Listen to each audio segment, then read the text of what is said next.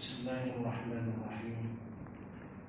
Alhamdulillahi rabbil alamin wa bihi nasta'in. Wassalatu wassalamu ala asyrafil anbiya'i wal mursalin wa ala alihi wa sahbihi ajma'in. Subhanaka la ilma lana illa ma 'allamtana innaka antal alimul hakim. Wa qala rabbi shrah li sadri wa yassir li amri wahlul 'uqdatam min lisani yafqahu qawli. Wa qala mu'allif rahimahullah ta'ala wa nafa'ana bi'ulumihi fid darain amin, amma ba'd. Fa ya ayyuhal ikhwatul muslimin wal muslimat rahimakumullah. Assalamualaikum warahmatullahi wabarakatuh.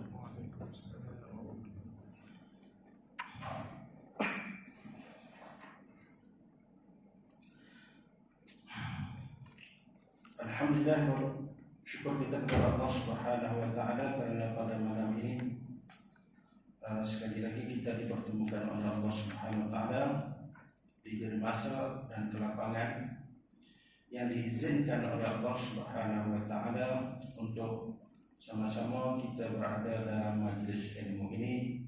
Mudah-mudahan kita mendapat keampunan daripada Allah Subhanahu wa taala, mendapat rahmat-Nya, dan juga doa dan keampunan daripada para malaikat insyaallah. Dan mudah-mudahan majlis ilmu ini menjadi satu penghapus dosa kita, ataupun lebih utama lagi menjadi bekalan kepada kita untuk kita bawa untuk dipersembahkan kepada Allah Subhanahu wa taala di akhirat kelak insyaallah. Mudah-mudahan amalan sedikit ini menjadi peluang kepada kita untuk kita menambahkan lagi amalan kita, menjadi asas kepada kita untuk kita lebih fokus, konsisten dalam usaha kita untuk beramal, dasarkan ilmu kita, dan hasilnya mungkin Allah Ta'ala anugerahkan kepada kita ketetapan pandangan mata hati kepada Allah Subhanahu wa Ta'ala. Fokus kita tetap pandangan mata hati kita, sehingga kita boleh diiktiraf sebagai seorang murid. Murid ini daripada perkataan arada yuridu. Jadi murid ini kita sebut murid sekolah rendah. Murid itu sekolah rendah, pelajar untuk sekolah rendah. Murid ini orang yang mula menjalani pandangan mata hatinya kepada Allah Subhanahu wa taala, supaya hatinya tidak lupa dan tidak lalai daripada mengingati Allah. Sama dia punya ni, kalau istilah murid yang kita gunakan untuk sekolah rendah itu mungkin ambil apa ni, dari bahasa dulu ambil dari belakang kita ni daripada pinjaman bahasa Arab mula-mula dulu, lepas itu baru pada pinjaman bahasa Inggeris pula. Tapi itu adalah murid kan. Murid ni orang yang menjalani pandangan mata hati supaya tidak lalai dan tidak leka daripada mengingati Allah Subhanahu wa taala. Tak tahulah dalam kamus dewan macam mana istilahnya, tapi itulah yang kita ambil daripada kitab-kitab tasawuf. Antaranya dalam kitab secara sedikit umpamanya yang memberi pengertian bahawasanya murid adalah orang yang menjalani pandangan mata hati kepada Allah Subhanahu wa taala. Murid orang yang bawa mula, mubtadi, orang yang bawa mula untuk menjalani pandangan mata hati kepada Allah. Dengan cara dia dengan ada ilmu, lepas itu dia menjalani itu dengan amalan-amalan. Mungkin dengan tarekat-tarekat yang dia ambil daripada guru-gurunya yang mursyid, yang dia yakin boleh membimbing dia ke arah untuk dia konsisten pandangan mata hati dia kepada Allah, dengan amalan-amalan zikir dan juga amalan-amalan solat, puasa dan seumpamanya yang boleh membawa kita kepada takarrub ila Allah, menghampirkan diri kepada Allah. Dan salah satunya adalah dalam cara kita menghadiri majlis ilmu ya. Ini pun salah satu daripada kita nak takarrub diri kita kepada Allah Subhanahu wa taala. Baik, pada malam ini kita sambung dia kata Allah, kita dan kata setengah ulama kan, itu kan kata setengah ulama kan. Kita ambil sikit di atas dia kata, dan kata jumhur ulama radhiyallahu anhum, suatu keabang ini, dan kata jumhur ulama radhiyallahu anhum. Kita bisa dengar kalau sahabat-sahabat Nabi disebut radhiyallahu anhum. Macam saya dulu pun macam tu juga. Sebab apa? Bila sebut ulama, sebab apa nak sebut radhiyallahu anhum? Sebab apa tak kata rahimahullah ta'ala? Jadi sebenarnya bila kita belajar baru kita tahu ulama muhaddisin. Contohnya ulama muhaddisin mereka menggunakan, kebanyakan menggunakan radhiyallahu anhum. Taradi. Kalau kita kata rahimahullah ta'ala tarahim, yang itulah bila kita tengok kita belajar lagi, rupanya begitu.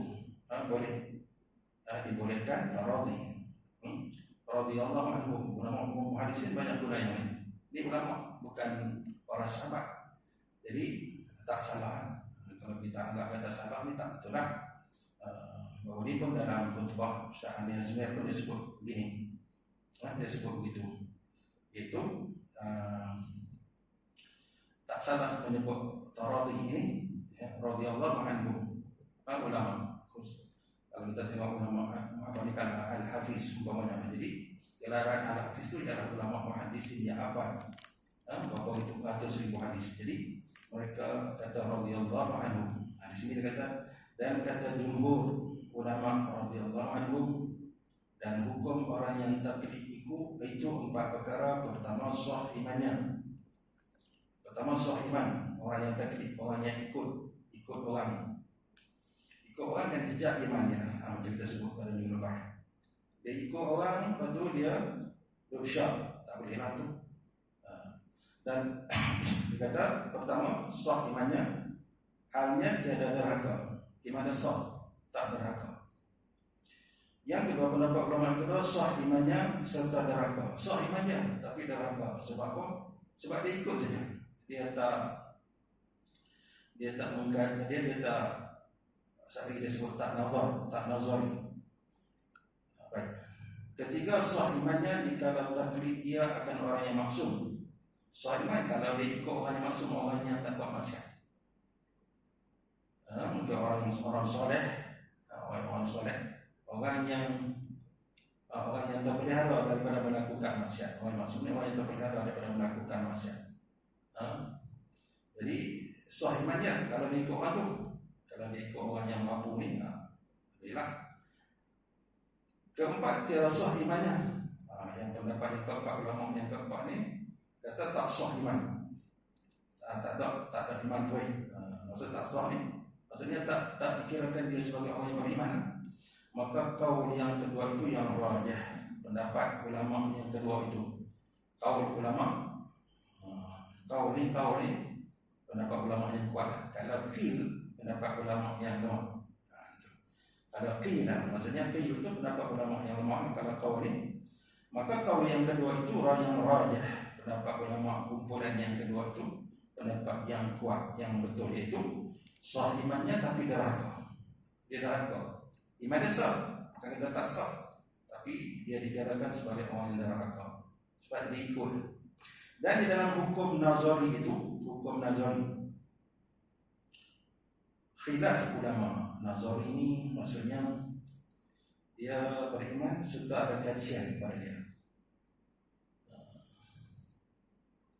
Saya mengaji sini tapi catatan tak banyak. Dalam bab ni saya mengaji semua orang ni, tapi tak banyak catatan saya. Selalunya saya mengaji catatan saya penuh. Tapi ini penuh, tapi sini tak banyak. Kok takut lena. Tapi kalau mengaji kat Guru Soleh ni, saya mengaji kat tahun Guru Soleh ni, selalunya saya tak lena. Dia tak tahu lah Guru Soleh ni, dia punya aura dia, mungkin dia punya kehebatan dia tu. Kita letih pun tak lena mengaji dah. Tak lena. Dan kata apa yang maksudnya, dan dalam hukum nazari itu khilaf ulama. Nazari ini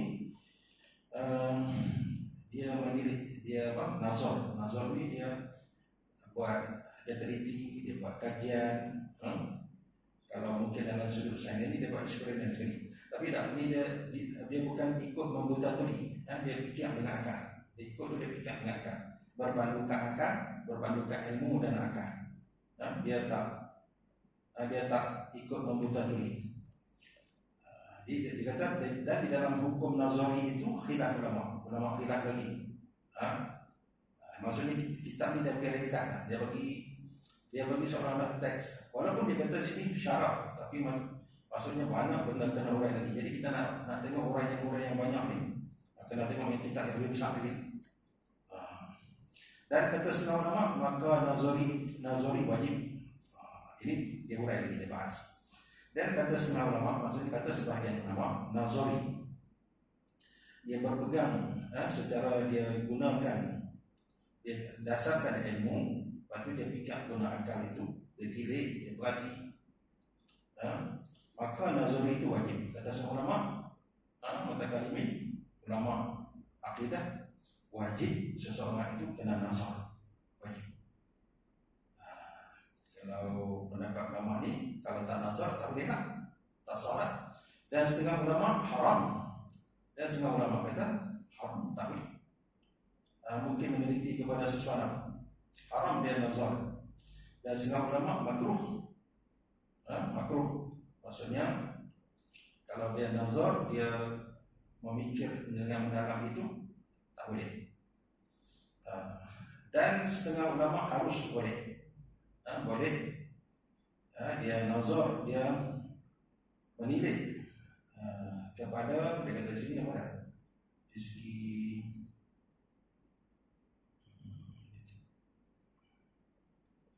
orang yang taklid tu. Orang yang taklid ni dia bicara tentang taklid kan. Taklid, setengah pendapat ulama dia kata dia wajib, dia nazar, wajib dia gunakan akal fikiran dia untuk fikir. Dia tak boleh dia nak ikut membuta tuli saja. Dia tak boleh. Dia kena fikir, wajib. Setengah kata dia kata haram. Mungkinlah pendapat ulama yang haram ni dia mengatakan bahawasanya kalau dah dia diikut oleh, dia ikut orang yang maksum lah, orang yang terpelihara daripada melakukan maksiat. Orang tu dah betul dah bawa ajarannya. Dari segi akidah dia dengan Allah Subhanahu Wa Taala berpandukan akidah Ahlus Sunnah wal Jamaah. Kenapa dia nak nazar lagi? Jadi dan setengah kata makruh, dan setengah ulama kata harus, boleh. Dia gunakan, walaupun dia dibawa oleh ulama, dia harus dia guna, dia nazar dengan akal fikiran dia.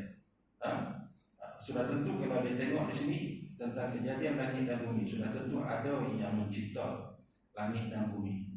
Dan yang mencipta langit dan bumi ini sudah tentu memiliki sifat-sifat yang hebat, sifat berkuasa, sifat berkehendak, dan sudah tentu dia tidak ada awal pada kejadiannya, dan tidak ada akhir pada sifat-sifat dia itu, tidak ada awal dan tidak ada akhir.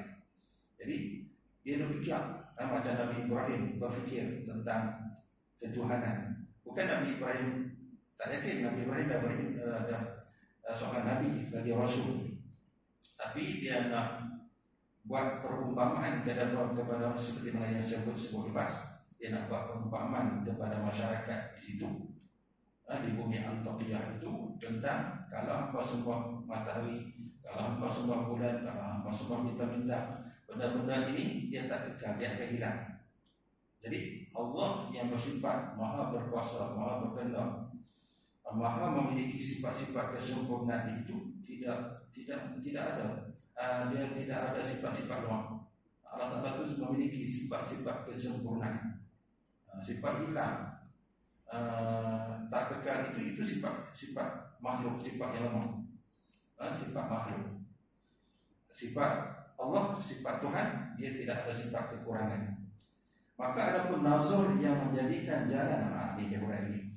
Maka adapun nazar, dia berhati, dia tilik dengan akal fikiran dia, yang menjadikan jalan makrifat kepada Allah Subhanahu Wa Taala. Dia fikir tu menjadikan jalan fikir itu, dalam itu dia dapat mengenal Allah Subhanahu Wa Taala. Tiada khilaf jumhur ulama. Dia kata sini Kita fikir untuk kita nak mengenali Allah Subhanahu wa taala tu tak ada khilaf jumhur ulama. Tak khilaf. Semua ulama sepakat. Maksudnya semua ulama sepakat boleh nazar. Maksudnya nazar untuk menjadikan jalan kita mengenali Allah Subhanahu wa taala. Seperti mana kita belajar dalam kitab-kitab akidah. Semua tu dia cerita tentang sifat-sifat Allah Subhanahu wa taala, sifat-sifat kesempurnaan Allah Taala. Dan dia wujudkan juga, ulama wujudkan juga sifat-sifat yang mustahil, yang tidak ada pada Allah Subhanahu wa taala. Yang tak boleh ada, sifat mustahil ini tidak boleh ada pada Allah Taala. Jadi itu nazar itu adalah untuk kita mengenal Allah Subhanahu wa taala. Tiada khilaf jumhur ulama dalam wajibnya. Tiada khilaf jumhur ulama dalam wajibnya. Wajib kita nazar. Maksudnya untuk berfikir tentang kejadian untuk berfikir tentang Allah Subhanahu wa taala wajib. Jumhur ulama kata wajib. Maka iaitu qaul yang rajih, pendapat ulama yang paling kuat. Yang rajih yang kuat. Pendapat ulama yang kuat, yang rajih yang kuat. Jadi wajib kita berfikir untuk mengenal Allah Subhanahu wa taala. Seperti mana yang ditunjukkan oleh Nabi Ibrahim kepada kaumnya. Jadi fikir tentang kejadian alam ini. Apa kaitannya dengan pencipta? Kejadian kita, apa kaitannya kita dengan pencipta? Awal kaji tentang kejadian embrio kita, daripada benih kepada sebagai darah segumpal daging dan sebagainya, sehingga kita menjadi bayi dan lahir. Itu pun dikaji. Dari situ, dari kajian itu orang dapat mengenal Allah Subhanahu wa taala. Daripada kejadian langit dan bumi, alam ini, contohnya kejadian tentang kiamat umpamanya, kejadian permulaan kejadian langit bumi ini, saintis mengatakan dia terjadi daripada letusan Big Bang, 10 hingga 20 bilion tahun, juta tahun dulu. Tak tahu ini kajian dia kan. Tapi kalau paling ulama sirah sebut, kalau daripada zaman Nabi Adam sampai zaman kini pun, zaman Nabi Adam sampai zaman kini lebih kurang 10,000 tahun itu. Lebih kurang 10,000 tahun. Tak banyak kan. Nabi Isa AS dengan kita pun 2,000 tahun. Nabi Isa AS dengan Nabi Musa AS 2,000 tahun. 1,700 tahun kalau tak silap. Tengok balik. Dalam kitab tafsir adalah khususnya tafsir Jalalain sebut. Tengok dalam tafsir Jalalain tahu. Dalam tafsir Nur Ihsan yang ini, yang Nur Ihsan, tafsir Nur Ihsan ada cerita tentang jarak perbezaan tahun. Ini tafsir Melayu. Tafsir Melayu. Kalau Jalalain itu Arab. Jadi kita tengok dia sebut di situ jarak kita 50,000 tahun. Jarak Nabi Ibrahim dengan Nabi Nuh dengan Nabi Adam alaihissalam, berapa ribu tahun di situ. Kalau tak silap Nabi Nuh dengan Nabi Ibrahim pun 3,000 tahun. Jadi disitulah berapa ribu tahun sekarang kalau dengan Nabi Adam alaihissalam. Sebab tu ulama sirah kata sejarah menyatakan bahawasanya lebih kurang 10,000 tahun begitu. Apa tu yang kita dikatakan kita ni berjuta-juta tahun ni, tak tahulah kejadian Allah Subhanahu wa taala. Sebab ada ulama mengatakan sebelum kita ni ada jin lagi. Dan sebelum tu ada lagi ada makhluk yang dikatakan, ada lagi makhluk yang dijadikan Adam. Sebelum Nabi Adam kita ni ada lagi Adam. Yang setiap Adam, ada 1,000 Adam yang setiap mereka itu hidup 1,000 tahun. Ini pun saya ketika daripada kata-kata guru lah. Saya tak temu dalam kitab pun, tapi ingat daripada kata-kata guru kita, ada 1,000 Adam yang setiap seorang itu hidup 1,000 tahun. Banyaklah. Jadi tak mustahil.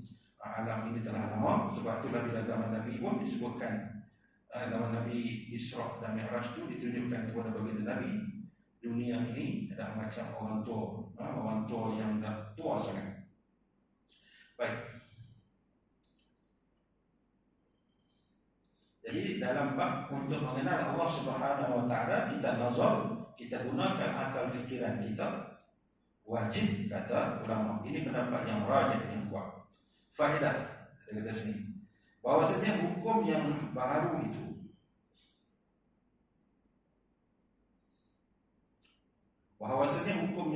itu keluar daripada 5 perkara. Hukum yang baru keluar daripada 5 perkara. Pertama, muncul daripada hukum yang baru itu ada 5 perkara. Pertama, ilmu. Kedua, i'tiqad. Ketiga, zon. Keempat, syak. Kelima, waham. Jadi maka arti ilmu ada 5: ilmu, i'tiqad, zon, syak, waham. Zon apa dia? Zon berat sangka, 70% sangkaan kita berat betul. Syak 50-50. Waham ni mungkin dalam 20 ataupun 30% tu betul. Yang 80 ataupun 70% lagi tak betul. Okey, yang tu kan. Ilmu, kita tengok ilmu tu dia. Maka arti ilmu itu iaitu mengetahui barang sesuatu. Iaitu mengetahui barang sesuatu dengan pengenalan. Pengenalan ni sifatlah. Dengan pengenalan yang yakin, tulus. Di atas itu, maka arti ilmu itu apa dia? Di segi tafsiran dia kata ilmu itu iaitu mengetahui, tahu barang suatu apa-apa saja dengan pengenalan yang yakin, dengan tahu yang yakin. Dia bukan sekat tahu saja, tapi dia yakin. Kalau sekat tahu saja, orang Quraisy dia tahu adanya Allah, tapi dia tak yakin dengan Allah. Dia syirik juga Allah dengan Tuhan-Tuhan, sembahan-sembahan nenek moyang mereka itu. Orang-orang yang kafir sekarang pun ada. Dia kata ini Tuhan Allah punya kerja ni, hujan ke, kemarau ke. Dia kata Tuhan Allah punya kerja. Dia tahu adanya Tuhan, tapi mereka kata ada perantaraan, ada dewa-dewa lagi yang menjadi perantaraan dengan Allah, menyekutukan Allah dengan sesuatu yang lain. Baik. Maka arti ilmu itu iaitu mengetahui barang suatu dengan pengenal yang yakin. Dia tahu itu dengan pengenalan, dengan sifat kenal yang dengan sifat pengenalan itu dia yakin. Dia yakin dengan sesuatu benda, dia yakin. Kalau Allah dengan sifat pengenalan dia kepada Allah SWT itu, dengan sifat-sifat Allah Taala yang dia belajar, dia tahu itu, dia yakin adanya Allah SWT yang bersifat dengan sifat-sifat kesempurnaan. Tulus, yakin, dah yakin, patut tulus, bersih. Tulus ni kita kata ikhlas, tapi dalam logik saya dia kata bersih, tak ada campuran dengan syirik seumpamanya. Isbat keadaannya, menyabitkan keadaannya, sabit, sungguh keadaannya, sungguh, betul. Isbat maksudnya sungguh keadaannya, keadaan sesuatu yang kita yakin itu berdasarkan ilmu kita itu. Atau nafi, ataupun kita menafikan sesuatu perkara berdasarkan ilmu yang kita belajar. Kalau kepada Allah Ta'ala kita mengatakan sungguh adanya Allah Subhanahu Wa Ta'ala, isbat keadaannya, maksudnya kita menyabitkan, kita menyungkuhkan kata sungguh ada Allah Subhanahu Wa Ta'ala, ada sifat bagi Allah Subhanahu Wa Ta'ala itu sifat wujud. Atau nafi, nafi ini maksudnya kita menafikan dengan berdasarkan ilmu yang kita ada, kita menafikan wujud, artinya ada, lawannya tiada. Kita menafikan kata tiada, apa tak ada, apa ni tidak ada, tiada pada Allah Ta'ala. Tiada itu tidak ada pada Allah Ta'ala. Yang ada adalah Allah Ta'ala itu ada. Itu yang ada pada Allah SWT. Tiada itu tidak ada pada Allah SWT. Itu maksudnya begitu.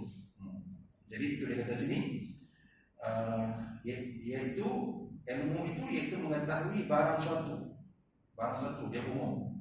Kalau Allah, sifat Allah, jadi Allah ataupun sifat Allah ada di sini dengan mengenal yang yakin. Dia kenal dengan yakin, tulus, bersih, isbat keadaannya sungguh, keadaan sesuatu itu isbat keadaannya sungguh keadaan sesuatu itu, maksudnya keadaan Allah yang ada itu ataupun keadaan Allah yang memiliki sifat berkuasa itu sungguh. Allah Ta'ala tak lemah. Lemah itu tidak, atau nafi itu maksudnya menafikan lemah daripada Allah Ta'ala. Isbat kita sungguhkan Allah Ta'ala itu maha berkuasa dengan sifat berkuasa yang ada padanya. Sebab itu Allah Ta'ala berkuasa untuk menurunkan hujan. Allah Ta'ala berkuasa untuk menurunkan hujan dan menyuburkan bumi yang gersang. Allah Ta'ala berkuasa menjadikan langit dan bumi. Allah Ta'ala berkuasa menciptakan Adam, seperti mana Allah Ta'ala sebutkan dalam surah Al-Baqarah umpamanya. Rasulullah cerita kepada para malaikat bahwasanya Allah Ta'ala nak jadikan seorang khalifah. Maksudnya sungguh Allah Ta'ala ada sifat berkuasa. Dengan sifat berkuasa itu Allah Ta'ala menciptakan langit dan bumi. Allah Ta'ala menciptakan Adam alaihissalam dengan sifat berkuasa Allah Subhanahu wa Ta'ala. Jadi di sini ataupun nafinya kita menafikan lemah pada Allah Ta'ala untuk menciptakan langit bumi. Kita menafikan lemah Allah Ta'ala untuk menciptakan Adam. Kita menafikan lemah pada Allah Ta'ala untuk mentadbir menguruskan Adam ini. Maksudnya gitu. Ini contoh-contoh kan. Dan itu arti ilmu. Ilmu itu maksudnya kita tahu dengan yakin.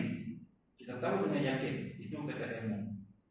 Dan arti i'tiqad itu, i'tiqad adalah pegangan hati kita. Dan arti i'tiqad itu yaitu pengenal yang yakin. Maksudnya mengenal dengan sifat pengenalan yang yakin dalam jiwa kita. Yaitu pengenal yang yakin dengan dalil yang yakin. Kita tahu mengenal ini maksudnya mengenal. Kita tahu mengenal maksudnya mengetahui dengan yakin. Mengenal yang yakin maksudnya kita tahu dengan yakin dengan dalil yang yakin. Kita guna kalau dalam ilmu akidah, kalau dalam sifat-sifat 20 itu dalilnya mesti Quran. Wujud, kidam, baqa, semua dalil Quran.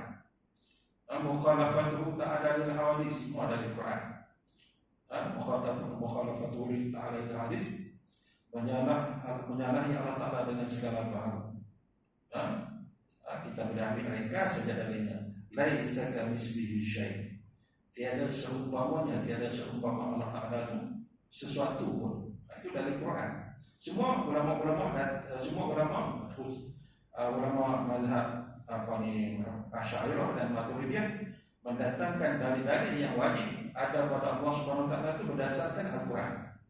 Bukan lepas itu baru dia itu dari dia bagi dalil nakli, dalil yang dinakal, dipetik daripada Al-Quran ataupun hadis.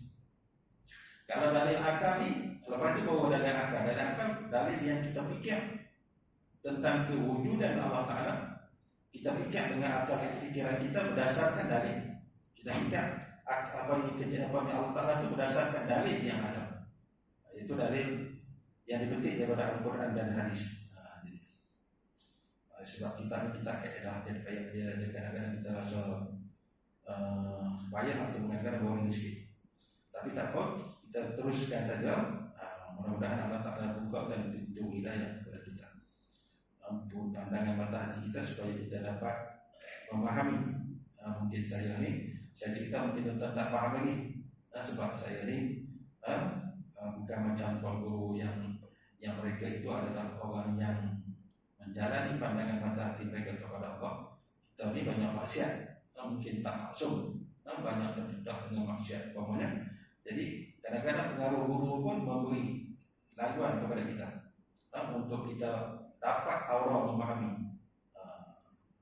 Kalau guru yang dia soleh itu mudah kita nak memahami.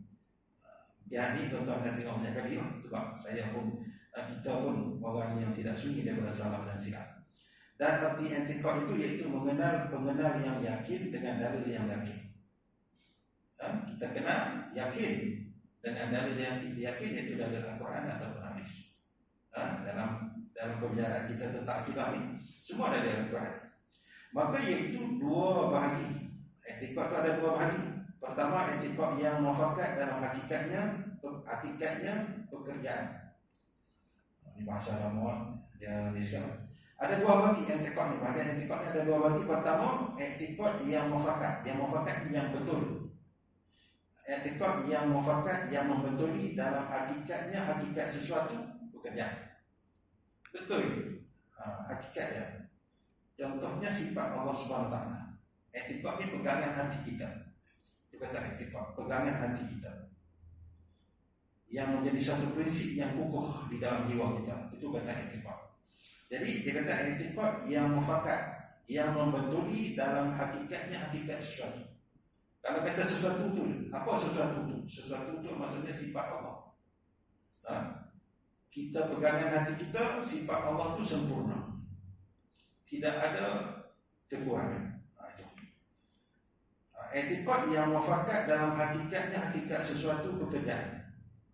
Maka iaitu i'tiqad yang sahih, yang betul. Itu betul.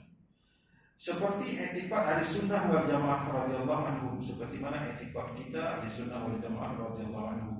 Di segi akidah, i'tiqad ahli sunnah wal jamaah ialah berdasarkan yang dibawa mazhab Abu Hasan Asy'ari dan juga Abu Mansur al-Maturidi. Itulah Abu Hasan Asy'ari. Sekurang-kurangnya kita kenal Allah Subhanahu Wa Taala berdasarkan melalui sifat-sifat yang disusun oleh Asy'ariyah, 13 sifat yang wajib, 13 sifat yang mustahil, dan satu sifat yang harus bagi Allah Subhanahu Wa Taala.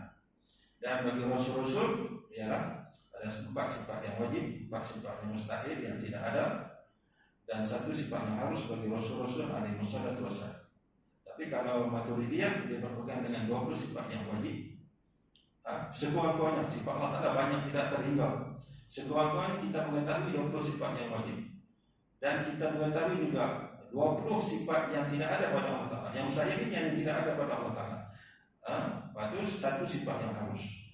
Walaupun kita menyebutkan La ilaha illallah Muhammadur Rasulullah, terkandung dalam La ilaha illallah itu, La ilaha tidak ada Tuhan illallah melainkan Allah. Tidak ada Tuhan melainkan Allah. Maksudnya La ilaha illallah, tidak ada Tuhan melainkan Allah. Dalam itu terkandung semua sifat-sifat Allah Ta'ala yang wajib bagi Allah Subhanahu Wa Ta'ala dan juga yang harus bagi Allah Subhanahu Wa Ta'ala. Tidak ada sifat-sifat yang mustahil bagi Allah Subhanahu Wa Ta'ala. Muhammad Rasulullah, dalam itu terkandung sifat-sifat yang wajib bagi Rasul-Rasul alaihi wassalam dan juga sifat yang harus. Tidak ada sifat yang mustahil bagi Rasul-Rasul alaihi wassalam. Kita sebut dua kalimat syahadat itu. La ilaha illallah Muhammadur Rasulullah. Dulu orang tua belum menyampaikan. Dia kata terkandung dalam kalimat La ilaha illallah itu 20 sifat yang wajib, 20 sifat yang mustahil, satu sifat yang harus. Macam mana 20 sifat yang wajib? Okey, terkandung dalam itu. 20 sifat yang mustahil itu macam mana pula? Sifat mustahil tidak ada pada Allah SWT. Tak salah. Mungkin dia bercakap dengan sebut tak betul. Sebenarnya 20 sifat yang wajib itu mesti ada pada Allah SWT. Terkandung dalam La ilaha illallah itu.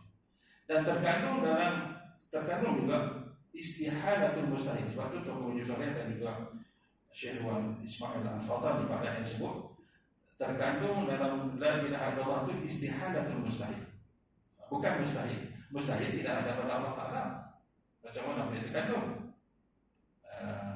Tapi dia penikmat, tuan-tuan. Kalau saya boleh panjang lagi, tuan-tuan penikmat. Sebut ringkas senang, saya sebut ringkas. Maksudnya ada pada Allah Subhanahu Wa Ta'ala dalam kalimah La ilaha illallah yang kita sebut itu 20 apa ni sekurang-kurangnya sifat yang wajib bagi Allah Subhanahu Wa Ta'ala dan sifat yang harus. Tidak ada sifat yang mustahil pada Allah Ta'ala. Senang. Itu senang cerita. Mudah faham. Kalau saya sebut istihadatul mustahil, apa dia ni? Ini mustahil, istihadatul mustahil. Tuan-tuan tak faham tak apa. Awal kita bagi asal dulu. Kalau saya dulu kenal dengan berdua pening, mana-mana pening. Istihadatul mustahil, istihadatul mustahil.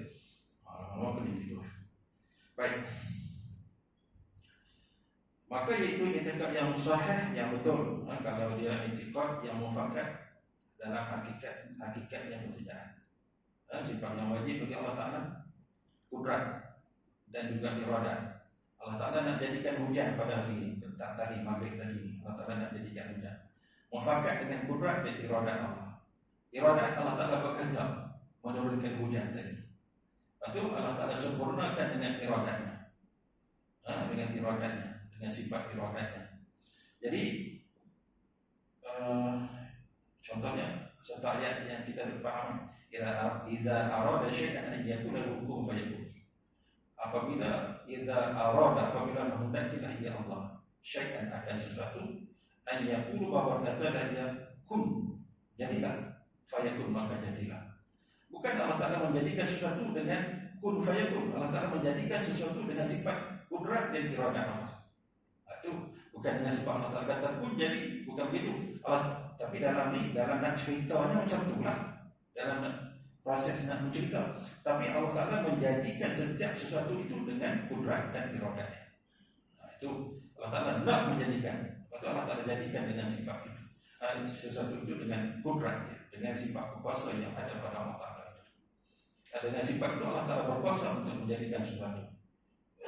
Inna Allah ala kulli syai'in qadir. Sungguhnya Allah Ta'ala itu ala kulli syai'in, di atas tiap-tiap sesuatu itu qadir, amat-amat berkuasa.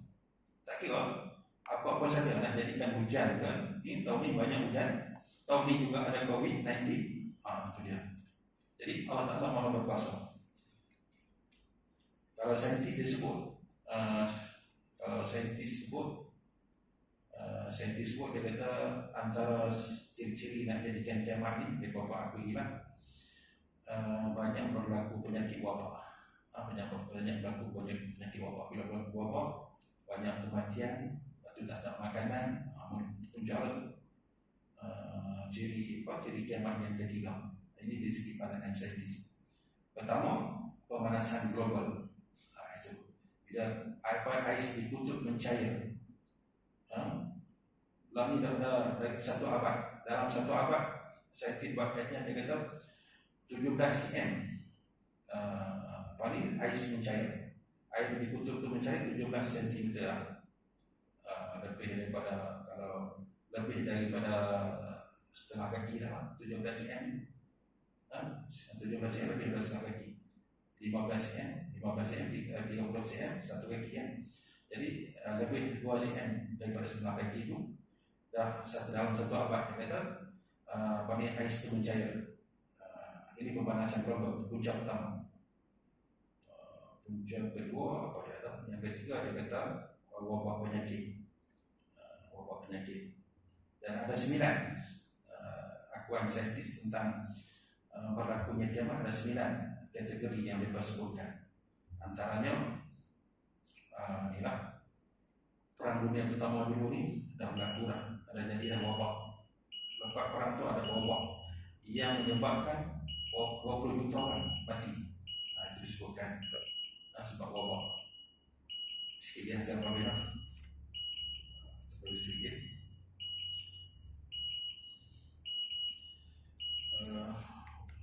Dan etikad yang tidak mufakat. Dan etikad yang tidak mufakat dalam hakikat perbezaan. Ini tak betul.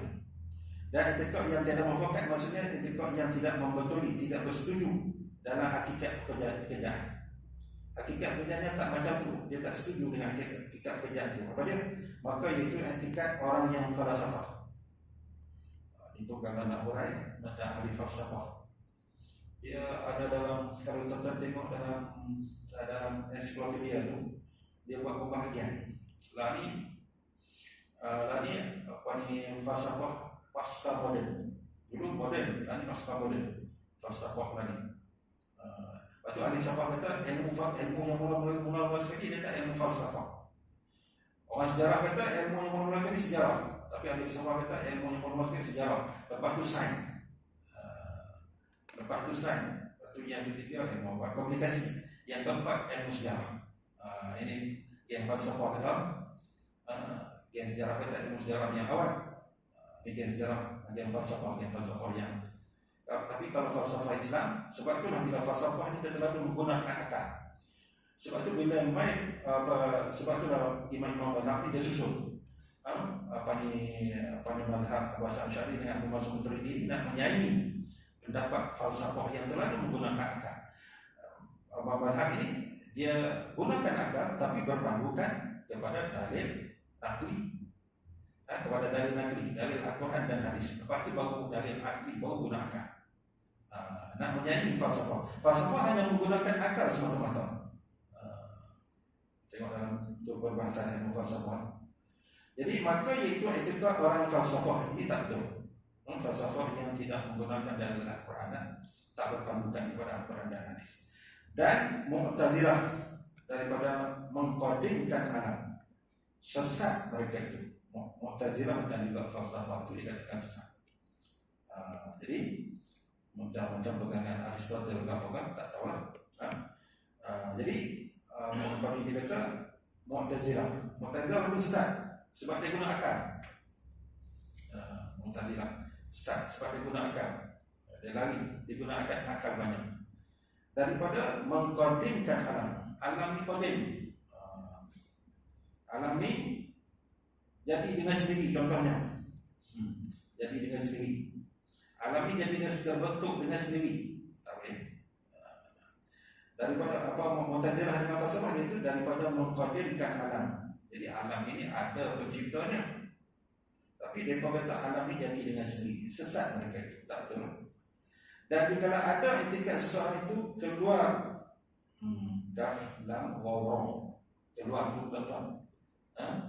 Kalau situ keluar, jadi dia tidak alif. Maksudnya kita faham daripada struktur ayat.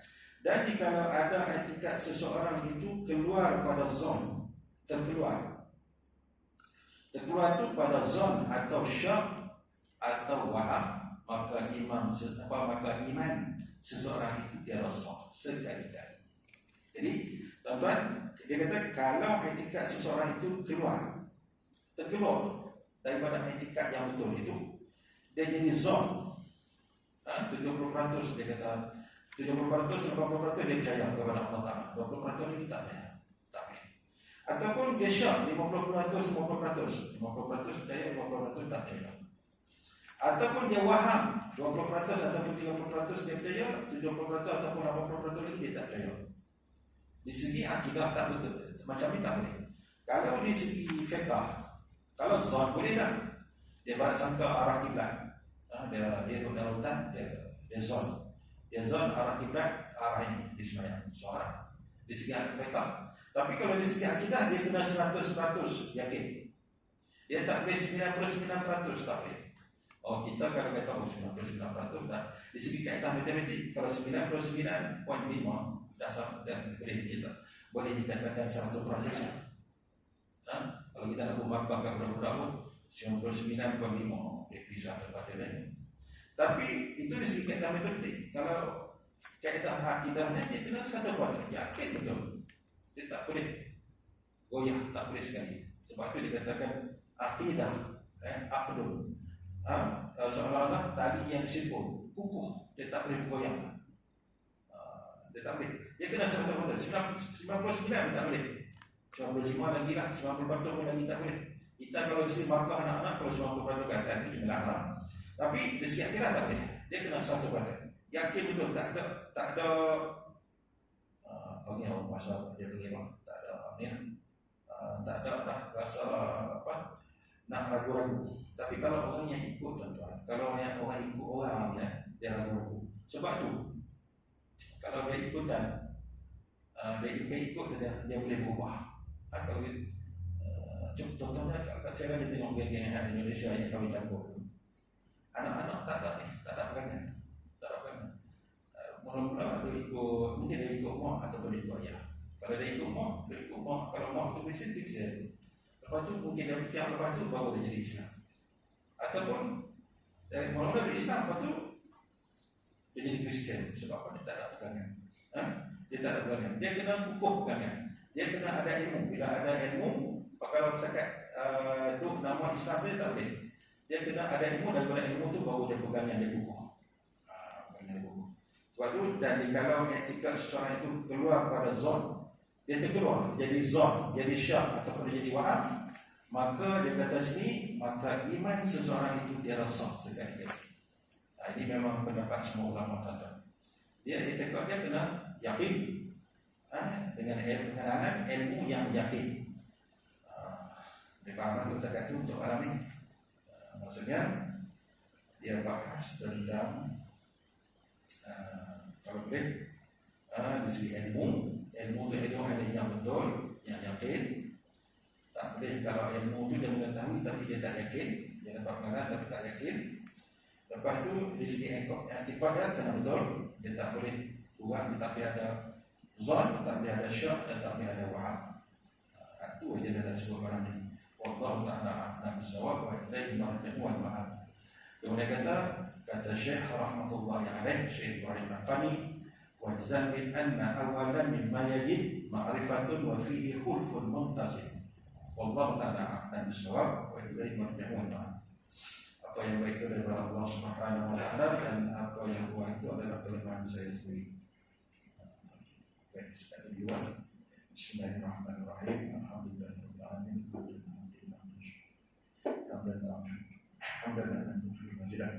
Ya Rabbana lakal hamdu kama yanbaghi li jalali wajhika wa 'azimi sultanik. Rabbana atina fid dunya hasanah wa fil akhirati hasanah wa qina adzaban nar. Walhamdulillahirabbil alamin.